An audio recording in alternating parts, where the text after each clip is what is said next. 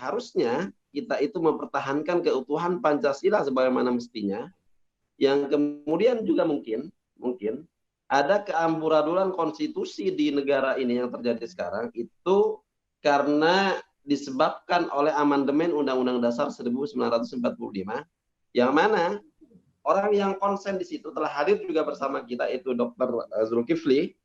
Makanya kemudian kita minta kepada beliau untuk kemudian menjelaskan apa saja yang sudah diamandemen, yang kemudian itu tidak sesuai dengan semestinya yang menjadi kesepakatan bangsa ini yang berdasarkan Undang-Undang Dasar 1945.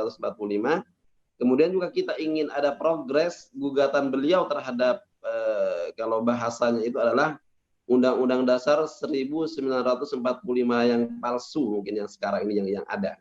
Coba sekarang silahkan Dr. Zulkifli untuk menyampaikan paparannya. Terima kasih. Assalamualaikum warahmatullahi wabarakatuh. Waalaikumsalam warahmatullahi wabarakatuh. Yang pertama tentu saya mau menyampaikan alasan gugatan saya. Yang pertama, saya mengikuti perkembangan amandemen ini sejak tahun 2002. Waktu itu saya bersama-sama para purnawirawan mencoba mengembalikan. Kalau kita ikutin, pada tahun 2002 setelah amandemen itu, MPR sendiri membuat TAP nomor 1 tahun 2002 untuk mengkaji ulang hasil amandemen. Jadi sebetulnya di antara mereka itu ada yang ragu apakah amandemen ini sudah bagus atau belum gitu ya. Terus kemudian diteruskan dengan surat keputusan MPR nomor 4 tahun 2003 untuk membentuk Komite Konstitusi yang diketuai oleh Profesor Sri Sumantri almarhum. Itu saya ikutin terus sampai akhirnya saya sampai pada kesimpulan bahwa ini Undang-Undang Dasar ini adalah palsu. Kata palsu ini mungkin dalam hukum tata negara tidak ditemukan, tapi saya mencoba mendekati dengan bahasa awam. Kalau ada produk dengan nama yang sama, maka produk yang datang terakhir itu disebut tiruan atau palsu. Ya, itu pendekatannya saya begitu. Nah, kemudian kalau kita jejerkan antara yang asli dan yang palsu itu memang benar-benar beda gitu ya. Memang seolah-olah tetap 16 bab. Tapi coba kita amati dari bab-babnya itu ada bab yang kosong, itu bab 4. Hanya untuk memaksakan bahwa ini tetap 16 bab. Terus kemudian 37 pasalnya juga dibuat seolah-olah tetap 37 pasal, tapi ada pasal-pasal yang pakai 20A, 20B, 20C, dan seterusnya. Terus yang menarik perhatian saya adalah surat ketetapan MPR. Ketetapan MPR tanggal 10 Agustus tahun 2002 itu tanpa nomor. Tidak ada produk hukum itu yang tidak pakai nomor, yang ini tidak pakai nomor. Terus kemudian coba kita ikutin ya kalimat-kalimat yang saya coba sampaikan. Dalam ketetapan itu banyak hal yang janggal. Begini isinya begini.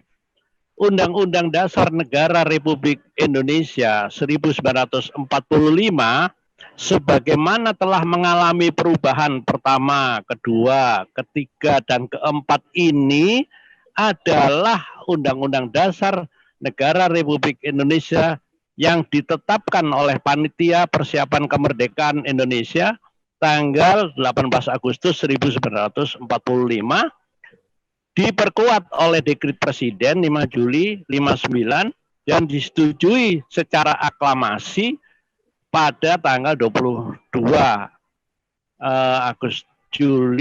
Agustus tahun 59 juga.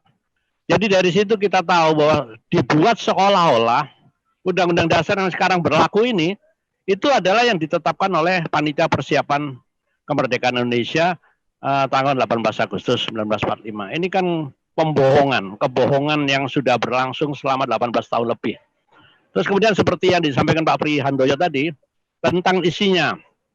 Kalau kita amati ada hal-hal yang paling mendasar. Pertama adalah tentang kedaulatan rakyat.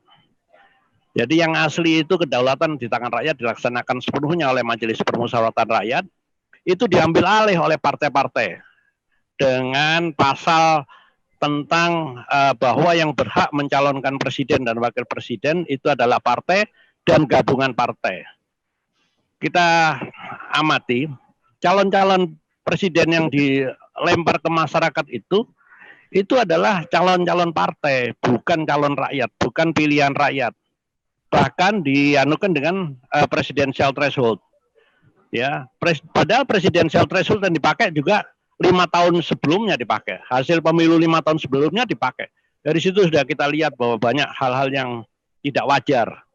Ya, sehingga rakyat ini sebetulnya hanya dipakai alat untuk melegitimasi calon-calon partai. Itu yang menurut saya sangat mendasar. Yang kedua adalah hilangnya kata orang-orang Indonesia asli di pasal 6. Itu saya kira itu hal yang membahayakan buat kita. Jadi nanti ada calon presiden yang dinaturalisasi dari luar, orang-orang asing asal menjadi warga negara Indonesia. Dan saya kira ini ada proses yang bukan tidak sengaja, memang sudah didesain sedemikian rupa. Yang ketiga adalah tentang pasal 33, tambahan 1 ayat itu tentang demokrasi, 2 ayat ya, itu Mas Pri mungkin. Dari situlah saya melihat bahwa ini banyak hal yang janggal. Kalau memang rezim ini, saya sebut aja rezim ini, itu mau tetap memberlakukan Undang-Undang Dasar 45 palsu ini, jangan pakai nama 45, itu yang saya gugat, pakai nama lain aja. Tapi setelah saya telusuri, kenapa mereka masih pakai nama 45? Karena dalam sumpah TNI itu setia pada Pancasila dan Undang-Undang Dasar 1945. Terus hal yang perlu saya sampaikan dalam forum yang terhormat ini, bahwa di dalam pembukaan itu kan tercantum Pancasila. Kalau kita hubungkan antara Pancasila dan pasal-pasal, Pancasila kan tercantum di dalam pembukaan. Tapi kalau dikaitkan dengan pasal-pasalnya sudah bertolak belakang. Gitu. Salah satu yang paling mendasar adalah sila keempat, di mana pemilihannya itu dalam sistem keterwakilan, bukan keterpilihan. Saya kira itu hal-hal yang membuat saya harus menggugat ini. Banyak pertanyaan ke saya, kenapa kok saya menggugatnya di pengadilan negeri, tidak di Mahkamah Konstitusi. Karena Mahkamah Konstitusi ini adalah produk dari Undang-Undang Dasar 45 palsu yang saya gugat. Nah, itu kira-kira awalan saya untuk memberi penjelasan pada forum yang terhormat ini. Nanti kita buka dialog, tapi yang jelas yang membuat saya harus menggugat, kita tidak bisa lagi berbangsa dan bernegara dengan segala kepalsuan, apalagi ini masalah konstitusi. Saya kira itu dulu sementara. Assalamualaikum warahmatullahi wabarakatuh. Waalaikumsalam warahmatullahi wabarakatuh. Terima kasih Dr. Zulkifli. Memang Dr. Zulkifli ini apa yang beliau perjuangkan melalui gugatannya terkait dengan Undang-Undang Dasar 1945 yang beliau sebut palsu itu selayaknya didengar oleh publik secara luas, begitu dokter. Sebab sebagian besar kita, termasuk mereka yang terpelajar, itu tidak menyadari dengan kepalsuan yang selama 18 tahun ini kita jalani. Jadi makanya kemudian harus banyak yang mensosialisasikan dengan berbagai forum ya. Mungkin webinar-webinar semacam ini kita harus diperbanyak. Semisal katakanlah penyebutan bahwasanya Undang-Undang Dasar yang telah diamandemen, yang telah dirubah atau yang telah dipalsukan sekarang yang kita pakai itu disebut adalah Undang-Undang Dasar 1945 yang konon kata mereka ini disebut disusun oleh panitia kemerdekaan 18 Agustus 1945. Padahal sejatinya tidak seperti itu. Ini kan banyak hal-hal yang tidak diketahui oleh publik. Kemudian mungkin yang paling mendasar, satu di antara yang mendasar mungkin menurut saya adalah penghilangan kata orang Indonesia asli yang berhak untuk menjadi presiden. Ini juga masalah besar bagi kita ini. Ya, baik. Nanti kita akan kembangkan dengan dialog ya dokter Zul ya, insya Allah akan banyak bertanya kita, termasuk juga progres sampai di mana sekarang perjuangan dokter Zul itu